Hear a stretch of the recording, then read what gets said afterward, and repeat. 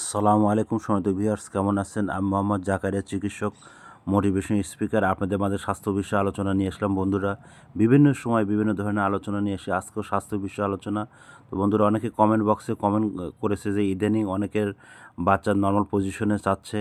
তো বন্ধুরা, নর্মাল পজিশনে বাচ্চা কীভাবে নেবেন বা কীভাবে আপনার নর্মাল পজিশনে বাচ্চাটা হবে এবং কী করণীয়, তো এই ভিডিওটা একটু বড় হবে, প্রথম থেকে শুরু করে শেষ পর্যন্ত না টেনে অবশ্যই শুনবেন। প্রথমে একটি লাইক দিবেন, সাবস্ক্রাইব করবেন, নোটিফিকেশন অন করুন, পেজে ফলো দিবেন, তাহলে স্বাস্থ্য সম্পর্কে নোটিফিকেশন আপনার কাছে পৌঁছে যাবে। তাহলে বন্ধুরা মনোযোগ দিয়ে শুনুন আমাদের যে করণীয়। বন্ধুরা, আমাদের প্রথম যে করণীয় সেটা স্বামী স্ত্রী উভয় দুজনকে ভালোবাসতে হবে।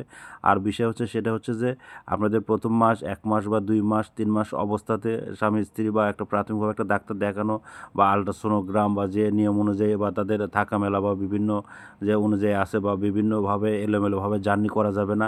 এলোমেলোভাবে কৃমির ওষুধ বা অ্যান্টিবায়োটিক এই ধরনের খাওয়া যাবে না। এভাবে খেলে কিন্তু আপনাদের ভ্রূণ ভিতরে যেটা আপনার কিন্তু নষ্ট হয়ে যাবে। আর বাচ্চাকে সুস্থ ভালো রাখার জন্য কিন্তু সবচেয়ে প্রয়োজন নিজেকে ভালোবাসা এবং নিজেকে সুস্থ রাখা। তো বন্ধুরা, এতক্ষণ মনোযোগ সহকারে দেখার জন্য আপনাদের সবাইকে থ্যাংক ইউ, সবাইকে ধন্যবাদ।